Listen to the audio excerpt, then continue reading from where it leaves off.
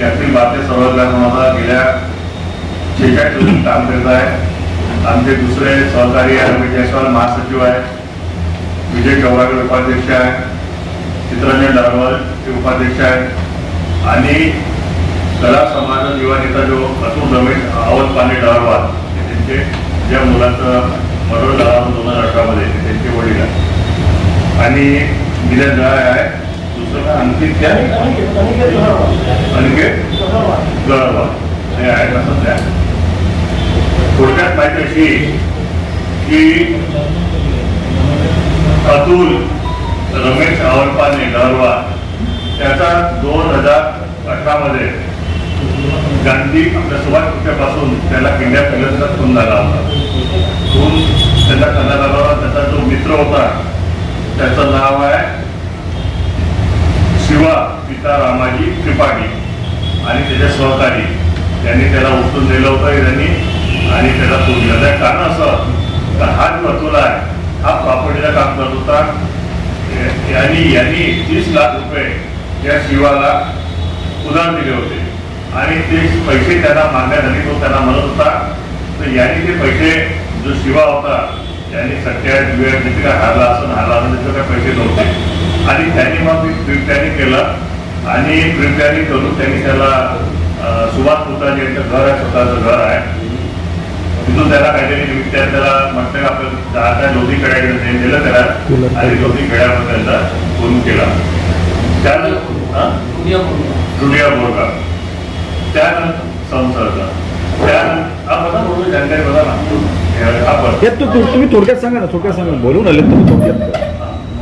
तो उसका murder KIA, उसको जिसकी जानकारी त्याची माहिती आम्हाला मिळाली।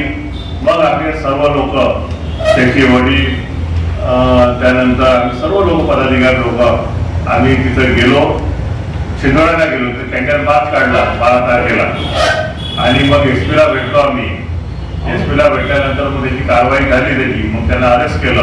अरेस्ट केल्यानंतर एक केस संसारमध्ये केस चालली, त्या केसमध्ये त्यांची जी वडील आहे त्यांनी त्यात मेहनत घेतली, त्यांनी वकील उभं केले आणि वारंवार तारखेवर जात होते। त्यानंतर जे मामाजी आहे शिवचरणजी डारवाल हे सुद्धा चित्रंजी डारवाल हे सुद्धा जात होते आणि यांनी सुद्धा मदत केली।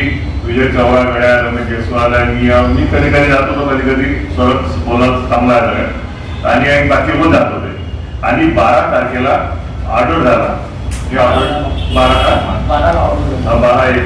12 मार्चला या ऑर्डरची कॉपी आहे, हिंदीत आहे ऑर्डरची कॉपी।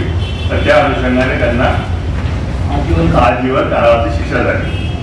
आजीवन कारावाची शिक्षा झाली, त्या महिन्याचं फळ मिळालं, पण आमची अशी मागणी आहे त्याला फाशीची शिक्षा पाहिजे।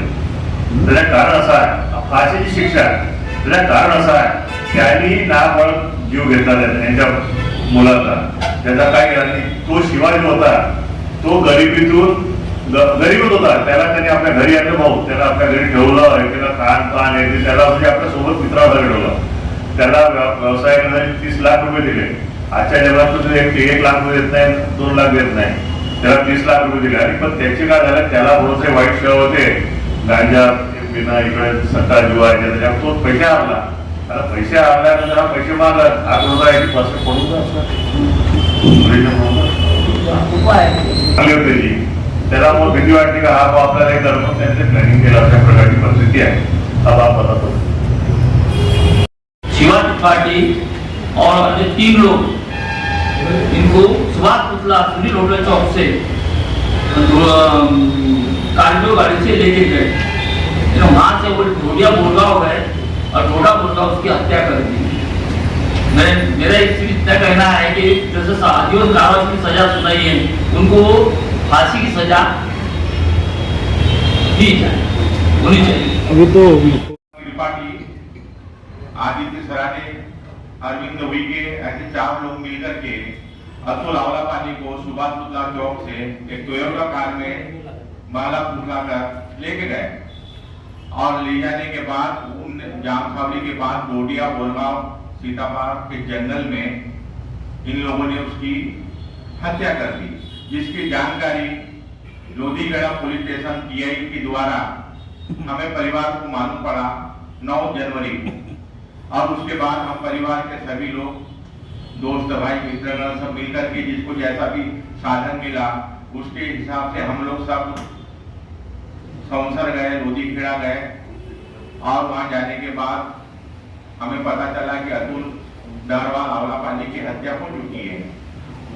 उसका पीएम होने के बाद में मृतक को यहाँ लाने के बाद उसका अंतिम संस्कार हुआ, जिसका न्यायालय सौंसर में इसका केस चला।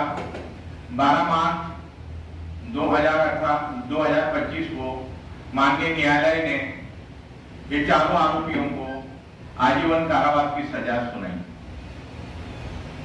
हमें न्यायालय का हम मान सम्मान करते हैं, मगर हम परिवार के लोग चाहते थे कि जिस तरीके से अतुल डहरवाल की हत्या हुई है उसी तरीके से उसको कम से कम फांसी की सजा होना था।